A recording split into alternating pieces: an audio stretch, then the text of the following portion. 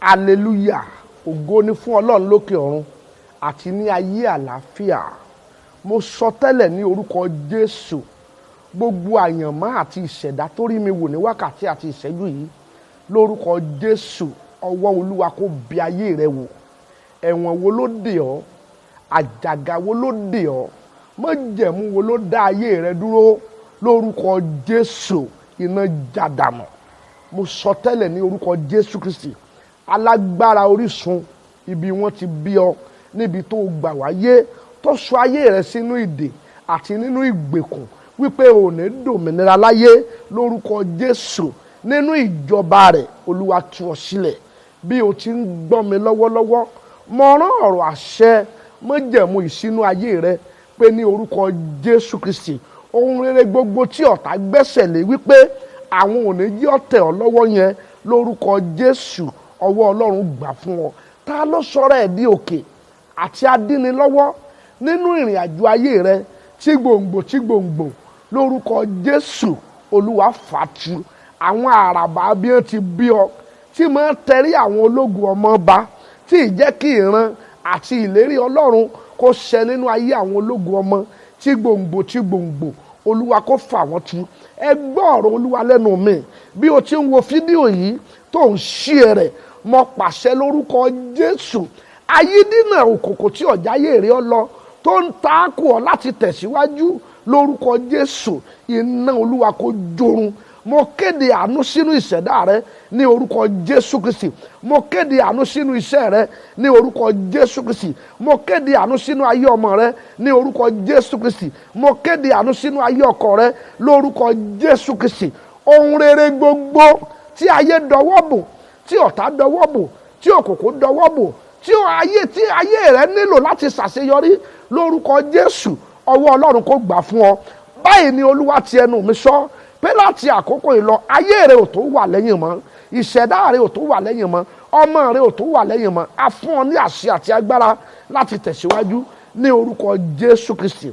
Mo fẹ́ gbàdúrà fún gbogbo ẹ̀yin ọmọ èèyàn káàkiri gbogbo àgbáyé níbi tẹ́ ẹ ti ní orí ọ̀fẹ́ àti àǹfààní láti wo fídíò yìí. Ìwọ kan máa share rẹ̀ bí o ti ń wò, torí pé Olúwa Ọlọ́run àwọn ọmọ ogun yóò bẹ̀ ayé rẹ wò, yóò náwó agbára àti ọwọ́ ìyanu sínú ayé rẹ. A ó já gbogbo ẹ̀wọ̀n àti àjàgà ọjọ́ pípẹ́ tí ń bá ayé rẹ jà. Kí ni mo fẹ́ fi gbàdúrà fún yín? Mo fẹ́ gbàdúrà lórí ìkorò.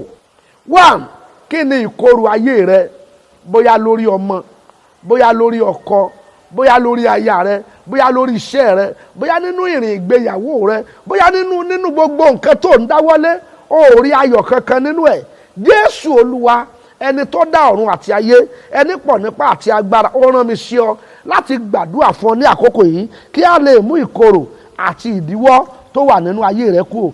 Ẹ já Bíbélì wá sí ìwé Ẹ́kísódù orí 15, a ó bẹ̀rẹ̀ sí ní kà á láti ẹsẹ̀ 22. Mo gbọ́ o, ó ní bẹ́ẹ̀ ni Mósè mú Ísírẹ́lì jáde kúrò ní Íjíbítì láti Òkun Pupa wá. Wọ́n sì jáde lọ sí ijù Ṣúrì. Wọ́n sì lọ ní ìrìn ọjọ́ 3 ní ijù náà, wọn kò sì rí omi. Ẹ máa gbọ́ o, ó ní nígbà tí wọ́n sì dé Márà, wọn kò sì lè mu nínú omi Márà nítorí ó korò. Nítorí náà ni a ṣe pe orúkọ rẹ̀ ní Márà. Hallelujah. Bíbélì wípé nígbà tí wọ́n dé Márà, ó ní wọn lè mu. Ẹ gbọ́ mi sà, ó sábà kọ́mọ̀ nínú àṣà àwọn ènìyàn wípé ẹni tó ní ìkorò ọkàn tàbí ìdojúkọ, ojú wọn máa ń tutù. Ṣé ẹni bí wọ́n ṣe rí omi, wọ́n rò pé àwọn lè mu torí pé omi yẹn tutù lójú, wọ́n rò pé tí àwọn lè mu ni. Ṣùgbọ́n wọ́n gbà àwọn tọ̀wù, wọ́n rí pé omi yẹn korò. Bẹ́ẹ̀ ni ayé ẹlòmíì tutù lójú, ó ń gbé inú ilé tó dáa, ó ń ṣiṣẹ́ ibi ó dáa, ṣùgbọ́n kíyèsí síbẹ̀síbẹ̀ ìkorò wà nínú ayé. Ọlọ́run tó dá ọ̀run àtayé ló rán mi sí ọ pé òun fẹ́ gbé gbogbo ìkorò tí ń bẹ nínú ayé rẹ mì. Olúwa ló fẹ́ fa gbogbo agbára ìkorò tó wà lójú ọ̀nà rẹ tú. Ọlọ́run fẹ́ dáná sun gbogbo ọwọ́ ìkorò tó ń dí àṣeyọrí rẹ lọ́wọ́, gbogbo ìjọba ìkorò tí ọjọ́ náà rí ọ̀la. Ọlọ́run fẹ́ dáná sun. Gbẹ́gbẹ́ nígbà wọn débi omi yẹn, ó ní wọn lè mú. Wá gbọ́ mi báyìí, kí ló ń pa ẹ́ lẹ́kún? Kí ló ń rò? Kí ló ń bà ọ́ nú jẹ́? Máa bọ̀ lọ́dọ̀ Jésù olùgbàlà, ẹni tó ní gbogbo ipá, ẹni tó ní gbogbo agbára, ẹni tí máa tú ní sílẹ̀ nínú ìgbèkùn àti nínú wàhálà. Ẹ wá gbọ́n tí ẹsẹ̀ 24 wí, ó ní àwọn ọmọ Ísírẹ́lì sì kùn sí Mósè wípé kí ni àwa ṣe? Ó sì ké pe Olúwa, Olúwa sì fi igi kan hàn án. Nígbà tí ó sì sọ igi náà sínú omi náà di dídùn. Hallelujah. Ọlọ́run ní ọ̀nà àbáyọ sí gbogbo ìṣòro àti ìdojúkọ tí ayé rẹ̀ ń bá pàdé. Bíbélì pé Mósè ké pe Olúwa fi igi kan, ń gbọ́ mú igi yẹn ó jù sínú omi yẹn, bó ti jù síbẹ̀ omi yẹn sì di dídùn. Kí ló bà ọ́ nú jẹ́? Kí ni ìbànújẹ́ lórí ọmọ, lórí ọkọ, lórí iṣẹ́, lórí ìdáwọ́lé rẹ̀? Kí ló fà ìbànújẹ́ gan? Jésù Olúwa ní sọ fún pé òun ṣe tán báyìí láti gbé gbogbo ìbànújẹ́ yẹn mì. Ìwọ ké pe Olúwa, ẹni tí máa fòpin sí wàhálà. Ìwọ ké pe Olúwa, ẹni tí máa gbé ìdààmú mì. Ìwọ ké pe Olúwa, ẹni tí máa ṣẹ́gun fún yàn. Ìwọ ké pe Olúwa, ẹni tí máa sọ̀yàn di òmìnira. Ìwọ ké pe Olúwa, ẹni tí máa ran ènìyàn lọ́wọ́. Ìwọ ké pe Olúwa, ẹni tí máa fi orí ọ̀fẹ́ àti ọwọ́ agbára rẹ̀ gbé ènìyàn ró. Bí ìwọ náà bá lè gbàdúrà lákòókò yìí, Jésù Olúwa ṣe tán láti já gbogbo ẹ̀wọ̀n àti gbogbo ìdè tí ń bá ayé rẹ̀ jà. Yóò sì fún ọ ní òmìnira. Ayé rẹ̀ yóò tẹ̀síwájú. Olúwa ní kémi àti ẹjọ́ gbàdúrà papọ̀. So o ti ṣe tán. Gbogbo ẹ̀yin tẹ́ ń la ìkorò ọkàn kọjá tí ọmọ ń bànújẹ́, gbogbo ẹ̀yin tẹ́ ti lówó rí ṣùgbọ́n tí Sátánì ti jábọ́, gbogbo ẹ̀yin tẹ́ ti lórí ọ̀fẹ́ kan rí ṣùgbọ́n tá a ti gba orí ọ̀fẹ́ yẹn lọ́wọ́ yín, gbogbo ẹ̀yin èèyàn tẹ́ ti gbìyànjú láti làlùyọ tàbí láti ṣe tó pé gbogbo gbìyànjú yín pàbó ló já sí. Ìkorò ní àwọn nǹkan wọ̀nyí jẹ́ fún ọ, torí pé bọ́ òun ṣiṣẹ́ bí erin, òun jẹ̀jẹ̀ ìlírí, òun làkàkà kò léso, òun lépa ọba. Ó rí pé inú rẹ̀ ò dùn. Èmi àti ẹ fẹ́ jọ gbàdúrà papọ̀. Agbára àti àṣẹ tó ṣẹ̀dá ọ̀run àtayé yóò sì já gbogbo ẹ̀wọ̀n àti àjàgà àti ìdè tó di ayé rẹ̀ kú. Á wà sọ dòmìnira. Àdúrà méje la gbà. Gbólóhùn àdúrà àkọ́kọ́ rẹ̀ o. Pé orúkọ Jésù lẹ́ẹ̀kan tó.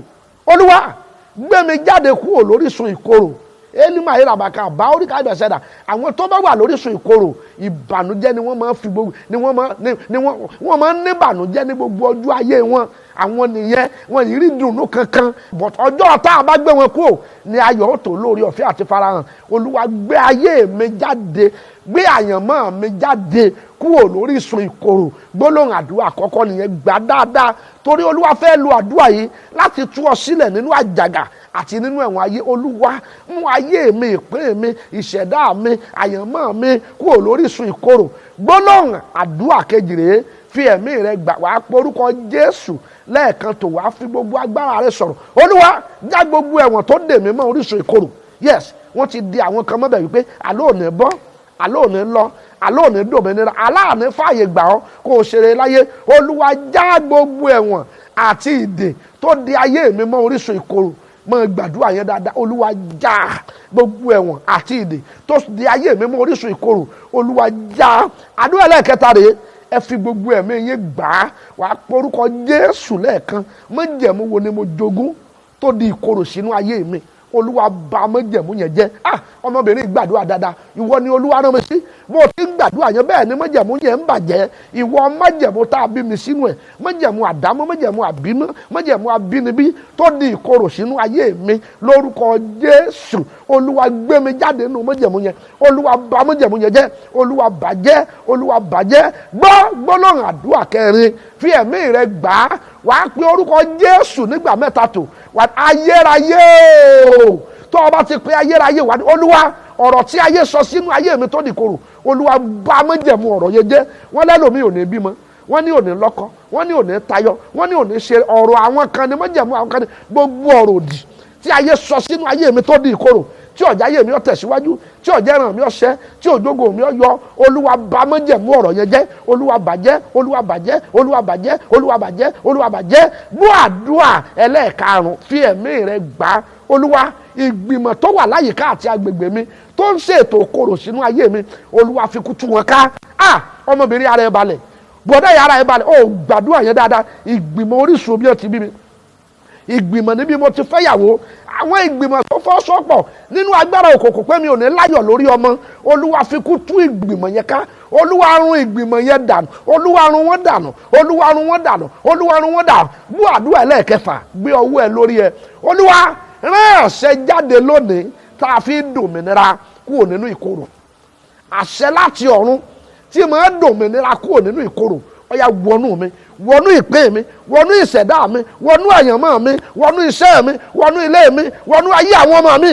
àṣẹ tá a fi dòmìnira kúrò lọ́wọ́ ìkorò ọkàn, ogun àjogúnbá, ogun ìdílé, ogun ìran, àmúbọ̀, ìfàsẹ́yìn, ìjákulẹ̀, àìtẹ́gbẹ́, àìrólóore, lórúkọ Jésù àṣẹ yìí wọnú ayé mi, wọnú ayé mi, wọnú ayé mi. Gbọ́ àdúrà keje, wàá ká ọwọ́ ẹ méjèèjì sókè, wàá wá máa pariwo, ẹ̀yin alágbára orísun bí ẹ ti bí mi, tẹ́ ń fi ìkorò bá mi jà, ẹ gbọ́fà kú. Ẹni máa yíra bàkà báoríkà ìrìbà ṣáìdà akọ wípé àwọn orílẹ̀-èdè yí wa ká, lórúkọ Olúwa àwa ó pa wọ́n run. Wọ́n yí wa ká ní tòótọ́, lórúkọ Olúwa àwa ó pa wọ́n run. Wọ́n yí wa ká bí oyin, a sì pa wọ́n run bí iná gún, lórúkọ Olúwa àwa ó sá pa wọ́n run. Gbogbo alágbára bí ó ti bí mi, alágbára ọ̀tá ẹ̀jẹ̀, ọ̀tá èmi mo bí, èmi mo ní kọ̀sára tí kò lè fi dá, tó gbin ayé mi sínú ìkorò, mo já ara mi gbà lọ́wọ́ ẹ. Olúwa ta ọ́ lọ́fà kú, Olúwa ta ọ́ lọ́fà kú. Wàá wá máa sọ tẹ́lẹ̀, mo jáde nínú ìkorò tọmọtọmọ, mo jáde nínú ìkorò tọmọtọmọ, ìpín mi jáde nínú ìkorò, ìṣẹ̀dá mi jáde nínú ìkorò, àyànmọ́ mi jáde nínú ìkorò, ẹ̀wọ̀n ìkorò já, májẹ̀mú ìkorò bàjẹ́. Láti òní lọ mo gba ayọ̀ ayérayé, mo gba ìdùnnú ayérayé, mo gba iyọ̀ ayérayé. Ayé mi ò tún wọnú ìkorò mọ́, ìpín mi ò tún wọnú ìkorò mọ́, ìṣẹ̀dá mi ò tún wọnú ìkorò. A ò tún fi ìkorò bá mi jà mọ́, a ò tún fi ìkorò yọ mí lẹ́nu mọ́. Ìdè ìkorò já lára mi, ìràpadà. Olúwa ra ayé mi padà, ó ra ògo mi padà, ó ra àwọn ọmọ mi padà. Jésù Olúwa wa, gbé ọwọ́ ẹ lé orí ẹ. Akọ wípé ọ̀rọ̀ ní ṣègbè lẹ́nu wòlíì. Akọ wípé nípasẹ̀ wòlíì kan òun la mú Ísírẹ́lì jáde kúrò ní Íjíbítì, nípasẹ̀ wòlíì kan wọ́n gba ilẹ̀ ní wọn. Àṣà àkọ́ wípé èmi ò sọ̀rọ̀ nǹkan láyé, a ó fìdí ẹ̀ múlẹ̀ lọ́run.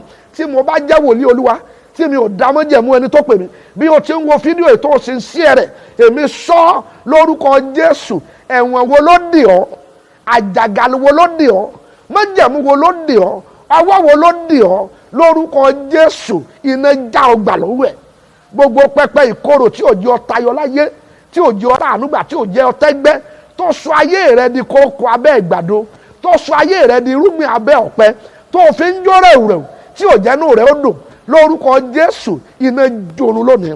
Lábẹ́ ọwọ́ agbára ènìyàn àti òkùnkùn tá a fi ọ́ sí, tí ò fààyè gbà fún àṣeyọrí, lórúkọ Jésù Olúwa já ọgbà. Ẹkún jáde nínú rẹ, òṣè jáde nínú ayé rẹ, lórúkọ Jésù. Ìkorò fi ayé rẹ lẹ̀, o torí ìkorò mọ́, Olúwa dá ọ lọ́rẹ, àfún ọ láyọ̀. Jésù Olúwa wa. God bless you.